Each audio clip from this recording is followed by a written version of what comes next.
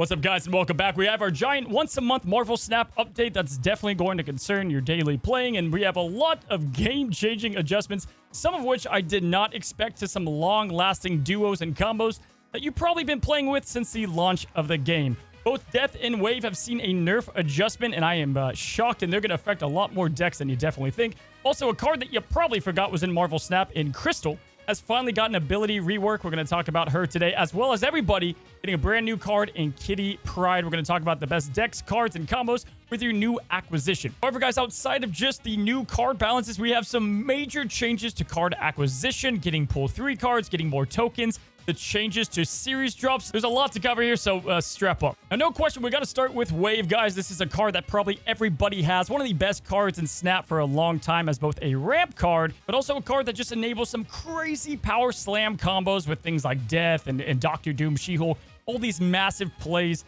But now, Wave will be going from an on-reveal 3-3. She'll still be a 3-3, but instead of having next turn cards in both players' hands cost 4, we have now that all costs are 4 until the end of next turn.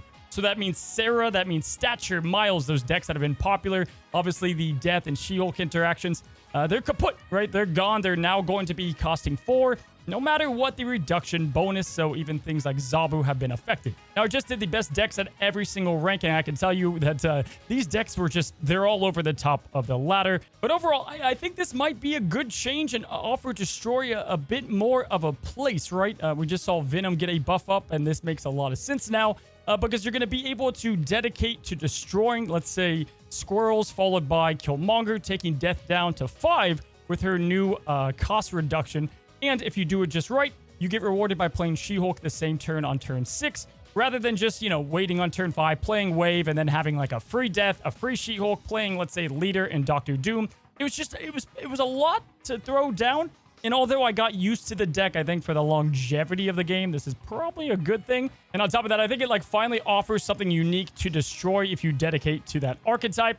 And with that, guys, Death is going to be going from a 9 cost down to an 8 cost. And so a little bit easier to play, albeit, but, again, you can't abuse the whole Wave mechanic. Also, just want to kind of wrap a bow on Wave. I think she now has kind of the tag of a disrupt card in a sense, right? Especially like right away, Sarah Control. These decks are still going to be everywhere. The good stats deck, right? So Wave can be played on 5 to ruin those decks, and I think you can now make a deck designed to abuse that, and it's kind of cool.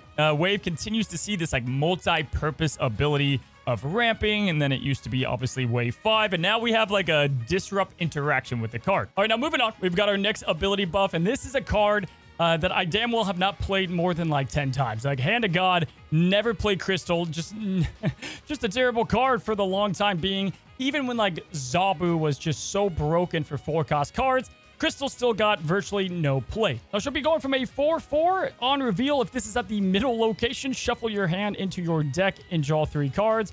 Whoop-de-freaking-do. To now a 4-4, and on reveal, each player draws a card. Yeah, so I don't really know what to think about the change. Card draw in a 12 cards in a deck game is pretty massive, right? On top of that, just off the top of my head, Darkhawk, this is a way to kind of thin that out even more so and make it even worse.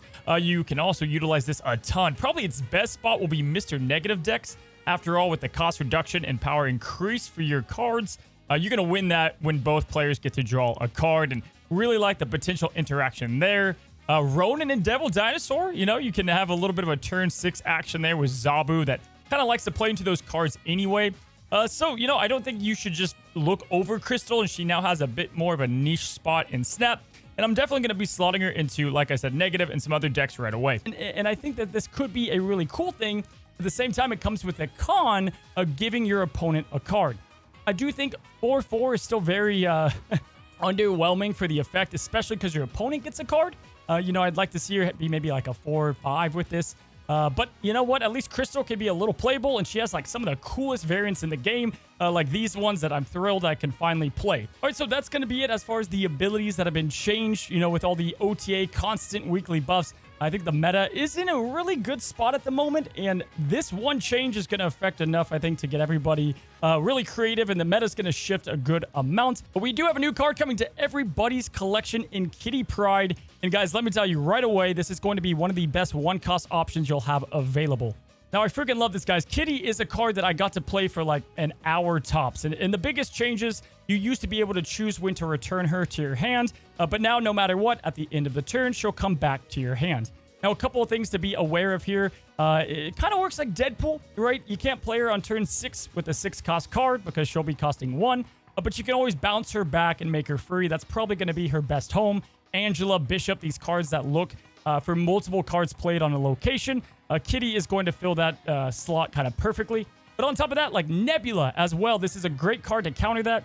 And really, this race between Sunspot and Nebula and now Kitty is going to be in contention of a rotating scale of what is the best 1-cost card. And I think that's fantastic, especially because pool 1 to 3, everybody's getting their hands on Kitty Pryde. All right, so now let's direct our attention to something that's probably going to affect you by far the most and every single person watching the video, and that is card acquisition updates. Now, right away, we had a little bit of a communication error here. When they released the game update, they, showed the cards that were going to be dropping series, and most notably, they had a small little note about Null and Darkhawk not dropping to pool 3 with really no communication around that. But then they did release this post, and there's a lot here, guys. Some major wins, some big L's, and just a lot to break down. We're going to start with Flexable series release. Essentially, in short, guys, their goal is to make all new card releases feel exciting in Marvel Snap for future seasons, and they're going to be experimenting with releasing some cards directly to Series 4, and that's going to be starting in June with a couple of cards. So that's a major win, obviously.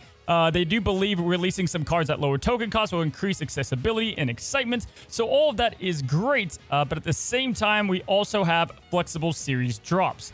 Now, where this is going to be a little bit weird, and I'll talk about it here in a second, but essentially, some cards are not going to be dependently dropping from Series 5 to 4 and 4 to 3. So now that means we have like big bads, right? Like Thanos and Galactus. But at the same time, we have like kind of not really many big bads. I don't know. Very weird. And what I don't like about this right off the bat, guys, is starting right now. I think they probably should have released what people were expecting with Darkhawk and Null, and then kind of dipped into this like, hey guys, next season be prepared for these upcoming changes, right? Now they echoed what like pretty much we all thought since the beginning, that not all cards are created equal. We're looking at you, Snowguard. And going forward, they're going to be more flexible with card series drops, right? So essentially, some cards might go from Series 5 to 3, which, I think that's very much needed, but I want to know exactly what that is. But the biggest concerning line here before we get to, I think, some of the good, which we've highlighted, but it is, we may even skip a monthly series drop entirely when the meta looks fun and healthy. I don't think the meta should ever have anything to do with the game's economy. Yeah, this isn't it, guys. That's not a good decision, especially because it takes away like dependability, right? And I think there's a lot of ways to play Marvel Snap. But, when it comes to currency in games, one of the best things is like having dependability and knowing, what to save for and kind of where to direct your currency, especially for you guys that are free to play. And I don't love this. I don't think they should ever skip a monthly series drop, unless like they push everything to Series 3 that month. I don't know. But this doesn't leave a great taste. However, it is important to note, like, you don't want to look at this blindly. I'm going to kind of hold them to the word here. They did say these decisions will be made on a card-by-card basis based on data, sure, but player feedback. I think this is the most important line to take in here, guys. If we don't like it, then, you probably need to say something respectfully. But, if we do say, like, hey, this is kind of BS, that, Second Dinner has shown that they do listen, and this is going to be important moving forward with some card releases. All right, now before we get to the cards that have dropped and the cards that are going to stay now, because we have to add that section, let's go ahead and talk about what I think is a big win, and that is going to be Pool 3 card acquisition. And I think this is kind of a fun way to do this. So as you guys know, they got rid of the ability of, buying Pool 3 cards, have like your one free unlock, but now it looks like you will be having the choice to get kind of a mystery Pool 3 card for 1,000 tokens if you're not Pool 3 complete. And I think this is a big win. I think not being able to purchase any Pool 3 cards just kind of felt weird. If you didn't want the new Pool 4 and 5 cards, you wanted to try to get Mr. Negative or whatever it might be. Now you at least have a way to continue to thin out your Pool 3 collection for only 1,000 tokens, right? Now, of course, this could be, this is essentially getting like a cache, right? You're not guaranteed. You could get a Crossbones or you could get yourself, a She-Hulk. It's going to be some randomness to it, which I'm not going to lie, I kind of like this. I think this is good for newer players, and I do think it'll be great to thin out if you only have a couple of Pool 3 cards left to be series complete. Now, lastly, guys, let me go ahead and direct your attention to more ways to earn tokens. I think this is very important. Essentially, they want to increase the flow of tokens, in short, the TLDR here. And I think this is going to be a bit of a split reaction from the player base. But if you kind of read into it, you know, some of it makes sense. Some I'm still deciding on how I feel about it. But essentially, there are weekend missions. You have ones that if you win games, you get more credits, which I think is good. Win games with the season pass card like Nebula to earn more gold. So this is essentially, you know, a way to monetize the season pass even more so and give a bit more benefit there. And then win games with newly released cards to earn tokens. Yeah, I'm going to be honest. I don't know exactly how to react to this because I don't know the resources attached, right? You know, if you buy Jeff the Shark for 6,000 tokens and then you get like a couple thousand tokens back, you know, maybe this is kind of cool, right? Because you can buy the new card and then if you play with it, you get you know, tokens back on it. And I think overall, this is going to have more players getting the new cards, what, you know, creates excitement. And we're going to have to just see on the resources. I'm not crazy about all of it. Again, I'm going to refer to it as kind of like a crap sandwich with some of this. Let's start with the good, right? First of all, cards dropping right into Pool 4 is awesome. This is something that we were really hoping for. It's going to make new card releases much more accessible and exciting. And I think this is a major win, cutting the tokens in half to get to play with some of the new cards. And moving forward, I'm hoping that they put not just like all the worst cards within the season at that level.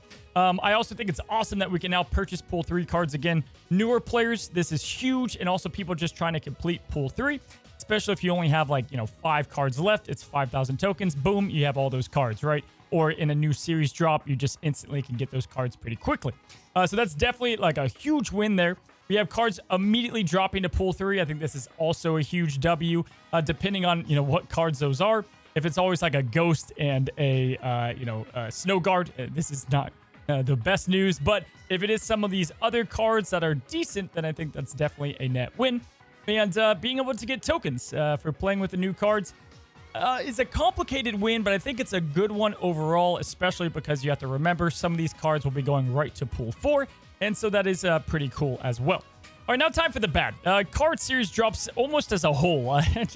I'm not a fan, guys. You got to have dependability here. And really, you know, I just don't like that it's up to their discretion on how they feel about some of these series drops, right? So definitely not a big fan of having them to maybe hold back Iron Lad, but push Snow Guard. We don't know. Sometimes they're going to skip series drops. Just bad for dependability and buyer's remorse and people skittish using their tokens.